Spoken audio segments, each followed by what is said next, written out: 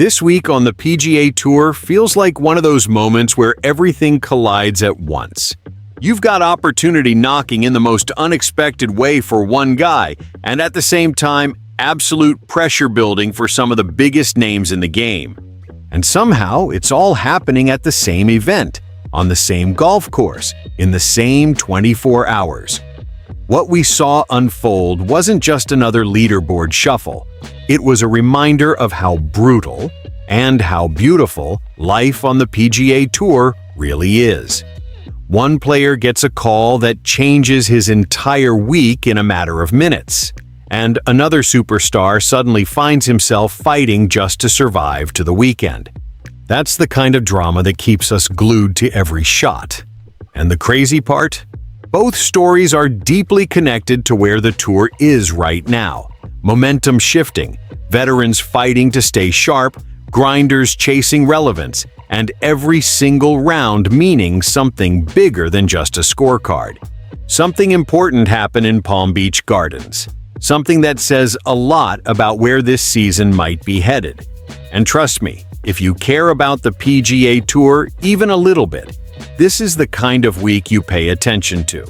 Before we dive into it, real quick, if you're a true PGA Tour fan like me, hit that like button, subscribe to PGA Tour Today, because this channel is brand new and we're trying to build something real here. Our first goal is 10,000 subscribers, just real golf fans who actually live this stuff week in and week out. If that's you, you're in the right place. Let's talk about what just went down. So here's what makes this first story so special. This wasn't just a guy sneaking into the field. This was a full-on roller coaster week for Ben Silverman at the Cognizant Classic. 30 minutes. That's all it took to flip his entire week upside down. He's sitting there on Thursday morning in Palm Beach Gardens, first alternate, waiting, hoping, but not expecting anything. Then the call comes. Will Zalatoris withdraws with an ankle injury while practicing on the putting green at PGA National. And just like that, Silverman is in. And not just in, he's suddenly paired with Brooks Koepka and Daniel Berger. Jupiter guys, major winner, established names, big energy group. You could hear it in Silverman's voice. He loved it. He said he'd play in a group like that every day if he could. That's the environment he wants. That's where he sees himself. But here's what most people don't realize. This wasn't some last-second miracle where he just rolled out of bed and got lucky. He was grinding. He was at the range at 6 in the morning Thursday. Full session. Stayed there until 8:33, right when the last morning threesomes teed off. Then he goes home for 90 minutes to hang with his wife and 2 kids. Comes back, warms up again, just in case. And think about the emotional whiplash of that week. He started Sunday as the 15th alternate, moves to 13th Monday morning, 4th Monday afternoon. The 3 guys in front of him were committed to a Corn Ferry event in Argentina. Once they pulled out Wednesday, suddenly there's hope. But he still wasn't counting on it. In his mind, he was preparing for next week's Puerto Rico Open. This event would just be a bonus. That mindset right there? That's veteran maturity. This is a 38-year-old pro, Canadian, played at Florida Atlantic, turned pro back in 2010, has bounced on and off the tour, 2017, 2018, 2024, now 2025. He's playing on conditional status this season after finishing 140th in the FedEx Cup fall standings. This wasn't some rookie fairy tale. This is a guy fighting to keep his card. So, what does he do with the opportunity? Opens with a 2 over 73. Not bad, but not comfortable. He was actually 1 under through 10 holes, then 3 bogeys in his final 7 holes. And he admitted his legs were wobbly late in the round. Long day, emotional day. That adrenaline dump is real. And then Friday happens. Starting on the back 9, he bogeys 11. Not ideal. But then 5 birdies over the next 8 holes. Then comes the shot of the week. On the 554-yard third hole, he hits a mini driver 272 yards onto the green and drains a 20-foot putt for eagle. That's not survival golf. That's statement golf. He shoots 4 under 67, jumps more than 50 spots on the leaderboard, and safely makes the cut at 2 under for the tournament. And the cool part? He and Koepka both got it rolling on the greens Friday morning. Silverman talked about how the smoother morning conditions and lighter wind helped the rhythm. It felt like things finally settled. Now here's where it gets even more interesting. Because while Silverman was living out the alternate-to-weekend dream, the cut line itself was creating serious tension for some massive names. And one of them, the guy standing right next to him in that grouping, was fighting for his own survival. And trust me, what happened with that cut line? That's a whole different kind of drama. Now let's talk about the pressure cooker that was the cut line. Because while Ben Silverman was climbing more than 50 spots and breathing easier, the entire field at the Cognizant Classic was staring at that number on the board. And it kept moving. As of 4:30 p.m. Eastern, the cut line had risen to 1 over par after previously sitting at even.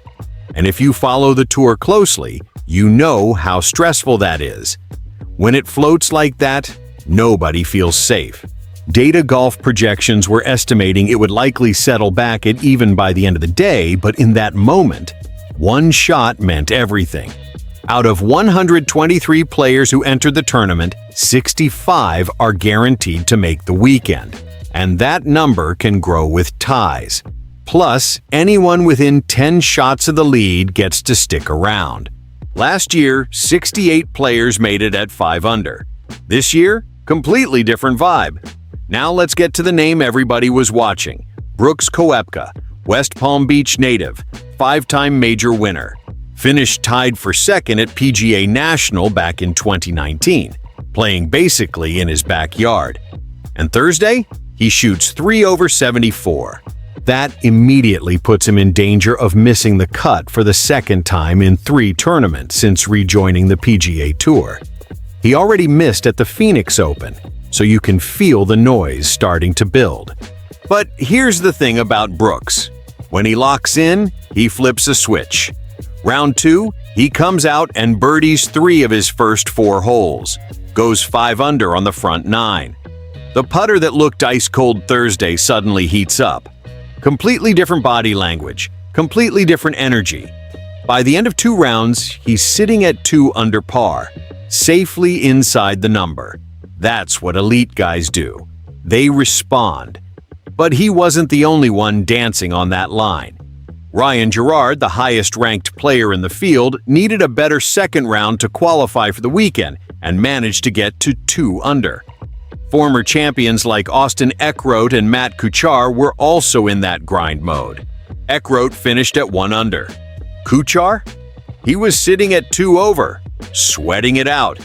You had young names like Blades Brown at 3 over, Michael Thorbjornsen at 1 over, right on that razor's edge.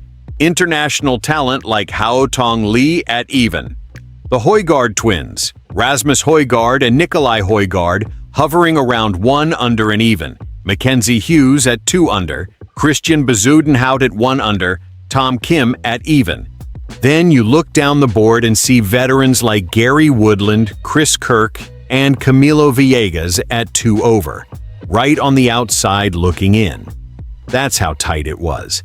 And what I love about weeks like this is it strips everything down. No hype, no reputation. It doesn't matter if you got 5 majors or conditional status. You either execute or you're on a flight home. And that's why this week feels bigger than just one event. You've got a 38-year-old alternate proving he still belongs. You've got a superstar fighting to remind everyone who he is. You've got veterans grinding, young players testing themselves, international stars trying to break through. When you zoom out, these 2 stories together show exactly where the PGA Tour is right now. Competitive, unpredictable, and absolutely ruthless. And honestly, I love it. Because this is what makes the tour season feel alive. Every shot matters. Every Friday afternoon matters. Careers pivot on a single phone call or a single putt. If you felt that tension watching the cut line move, you know what I'm talking about. So here's my question for you. Was this week more about opportunity or about pressure? Drop your thoughts in the comments.